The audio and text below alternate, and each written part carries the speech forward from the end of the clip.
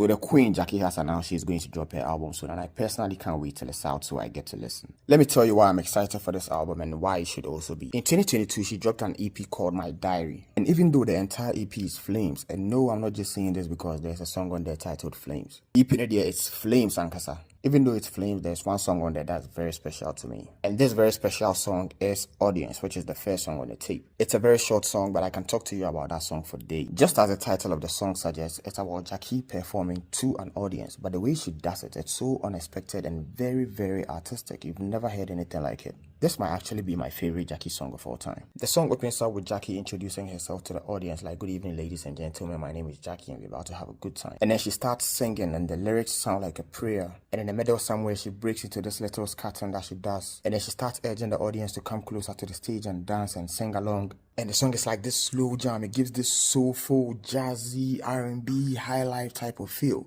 And the whole time she's singing, the whole time she's laying these beautiful melodies and lyrics over the instru, you can hear people in the background. You can hear people talking over each other. You can hear people murmuring. And all of this is making the whole song sound like an actual live performance. And her vocals are kind of raw and unfiltered. Everything about the song makes you feel like this is an actual live recording, which was all really unexpected, especially for me pressing play on that EP for the first time. I was like, mind blown. I couldn't get past that song. My boss sang 300 times and sang me to move on to the second song. And the fact that the song is so short, it's just under 2 minutes. I couldn't get enough. I still can't get enough. Just listen to Muntie and Yumnekitwebi. I can't play much of it because of copyright issues, but Muntie. She greets the audience. She introduces herself. See, you can even hear baby cooing in the background. That's a prayer. Charlie morning devotion power. You can hear people laughing in the background. All those sounds you hear, they are not from my neighbors. So these are from the song. At the end of the song, Gyakie is like, "Thank you, God bless you," and the audience claps and cheers. But that's not even the most interesting part of the song. Are you surprised? I am too. The most interesting part of the song, aside the song being an absolute banger, is the feature. Check who the guest feature on this song is. Someone named Songbird.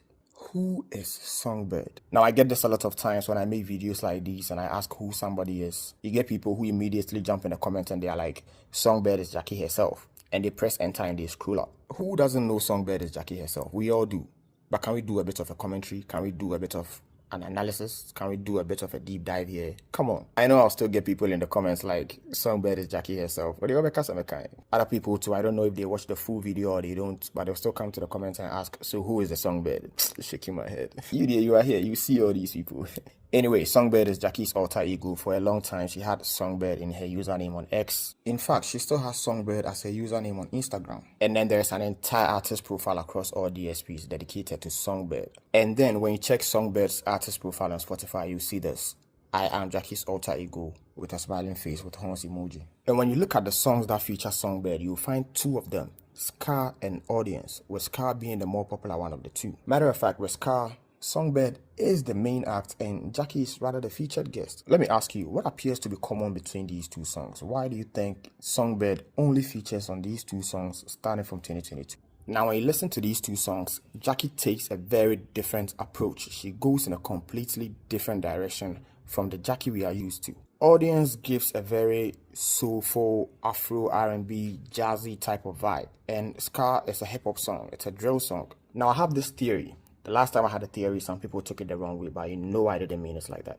And I'm not saying any of this on authority. Anyway, I have this theory that a songbird is supposed to represent freedom. I mean, it's literally a bird. Birds are supposed to represent freedom because they can fly and go anywhere. And songbirds are actually a type of bird. They belong to a suborder or something. You can go and look it up. This is not a science class. And it's kind of fitting and poetic that the bird that she chooses to represent this alter ego is a bird that is known for its singing because she's also a singer. But why would she have to choose an alter ego that represents freedom? Isn't she an artist? Aren't artists supposed to represent freedom?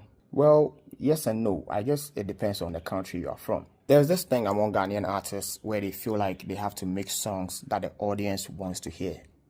Now cast your mind back to the title of the song, Audience. Our artists tend to feel boxed in creatively and musically because they feel like if they make the things that they actually want to make, no one is going to listen. They feel like they have to make songs that the audience wants to listen to because if they make songs that they, the artists, want to make, they are not going to eat because it's not going to sell. Throwback to this J5 tweet where he said that anytime he links up with a Ghanaian artist, They tell him things like, oh, let's make this type of music because that's what the people want. So the artists don't feel free to do what they want. They feel like they have to conform. In 2020, when Gyakie was about to drop her first EP titled Seed, she put out a statement, and listen to what she said. I am in a place where I have to pick between conforming and staying true to my original self. Conforming by doing songs that the audience expects to hear, and being herself by doing whatever the heck she wants to do. And when you listen to the Seed EP, there are 2 songs on there where Gyakie is rapping.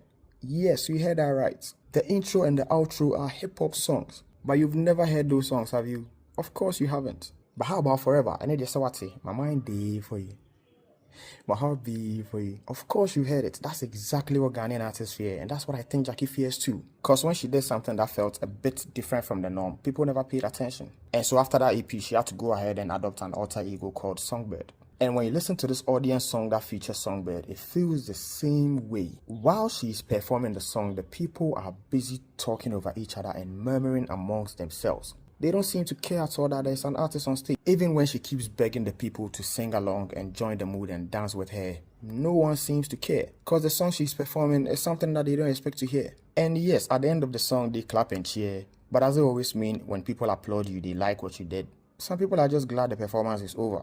Also, when you look at the cover art of the EP, it is of Gyakie staring inside of a mirror and looking at her reflection, which fits with the title of the EP, My Diary, because here we have Gyakie looking inward and reflecting, literally. Also, I think this staring inside of a mirror could be applied to this whole Gyakie versus Songbird split, where you can interpret it as 2 separate people fighting for a spot in one body. Or in other words, you can say Gyakie is trying to tell us that there's more to her than we can see. Or there's someone in there fighting to be free, fighting to escape. Currently, there isn't enough music that features Songbird, so there's not much to go on here. But if my theory is true, then I guess you could say that Gyakie Mom is the alter ego, while Songbird is the main act. And I'm a bottom. Saying all of this is to say that I'm really anticipating the upcoming Gyakie album. This is going to be her debut, right? I'm really interested in seeing the direction in which she goes with this. Are we going to see more of Gyakie? Are we going to see more of Songbird? Or are we going to see a mixture of both? Personally, I really want to hear what Songbird has to say, so fingers crossed. Wait, does this video officially make me a Gyakie Chan? Where do I apply for my membership card? If you like Ghanaian music and birds pretending to be humans, follow for more.